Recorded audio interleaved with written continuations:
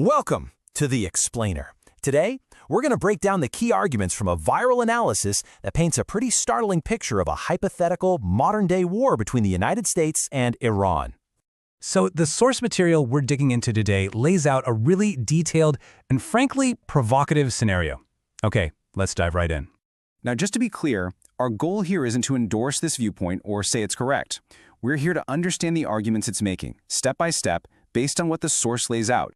First things first, how would a conflict like this even kick off? Well, the analysis we're unpacking points to a very specific chain of events that it claims would pretty much dismantle diplomacy and lead straight to war. According to this analysis, you can trace the whole thing right back to 2018, when the U.S. pulled out of the JCPOA nuclear deal.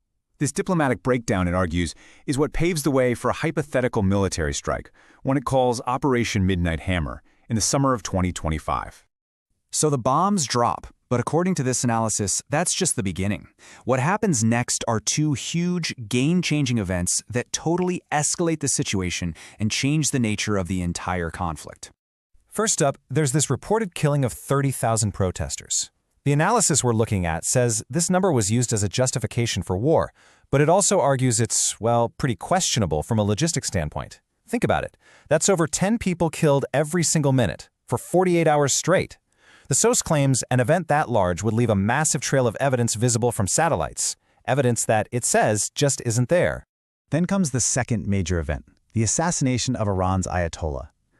Now, you might think that would destabilize the regime, right?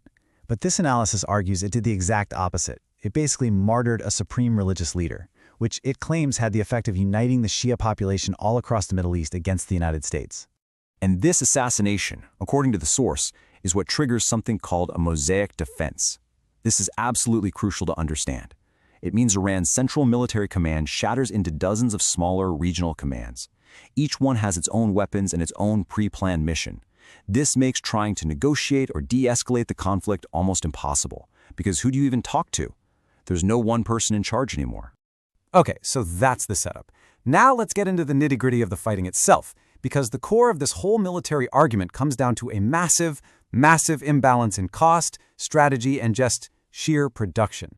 And that imbalance really centers on one specific weapon, the Iranian Shahed drone.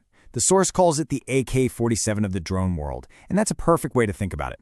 It's cheap, you can make a ton of them, and it gets the job done. And this is where the math just gets wild.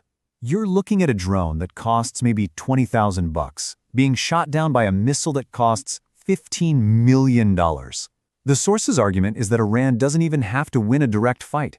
They can just launch swarms of these cheap drones to make the U.S. run out of its incredibly expensive and very limited supply of interceptor missiles. And that leads to this really critical point the analysis makes. This isn't really about money. The problem is manufacturing. The source claims Iran can churn out thousands of these drones a month, while the U.S. production of these super high-tech interceptors is way slower. When you run out, you can't just print more. But the battlefield isn't the only front in this hypothetical war. The source argues that Iran's real ace in the hole, its most powerful weapon, isn't a drone or a missile at all. It's geography. We're talking about the Strait of Hormuz. And think about this. Roughly 1/5 of all the oil the world uses every single day has to pass through this one tiny choke point. That's about 20 million barrels a day. Countries like Saudi Arabia, the UAE, Qatar, they are completely dependent on it. So how do you control it? Well, the analysis says Iran doesn't even need to sink a single ship. All they have to do is make a credible threat to attack shipping. The second they do that, maritime insurance companies would jack up their rates so high that it would be commercially impossible to send a tanker through there. Global shipping just stops. And the ripple effects of that are almost immediate. According to this scenario, global oil prices could double in just a few weeks. Refineries would have to cut back production. And yeah, that means even for a net oil exporter like the US, you're still going to feel that pain at the pump. Okay, so let's recap the scenario here. The direct military fight is a war of attrition you can't win, and the global economy is basically being held hostage. So, what's the end game? How do you win this? Well, the source argues that you can't. A clear, conventional victory is basically impossible. So, if a conventional victory is off the table, the analysis starts to search for other motivations. And this is where it makes a really controversial claim. And just to be crystal clear, we are simply presenting the argument from the source here. It points out a pattern, connecting the timing of several major U.S. military actions in the Middle East with the Jewish holiday of Purim, and it suggests there could be a religious angle to the motivations and timing of these conflicts.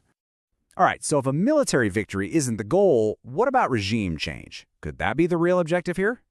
Well, the analysis we're looking at says that's also a dead end, and it gives a few big reasons why. First, you've got the geography. Iran is described as a mountainous fortress, making a ground invasion a total nightmare. Second, it claims any U.S.-friendly leaders who could have taken over were likely killed in the initial strikes.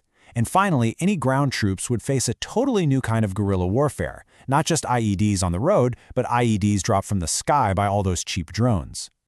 So where does that leave things? According to this analysis, it all boils down to three, and only three, really terrible options. Option 1. Use nuclear weapons for a decisive but obviously catastrophic outcome. Option 2. Accept defeat and pull out of the region completely. Or Option 3. Get stuck in a long, expensive, bloody, forever war with absolutely no resolution in sight. And that really brings us to the central and pretty unsettling question that this whole analysis builds towards. If you're in a situation with no good military options and all the diplomatic off-ramps have been destroyed, what does a forever war actually look like? What is the endgame for everybody involved? That's the core puzzle this source leaves us to think about.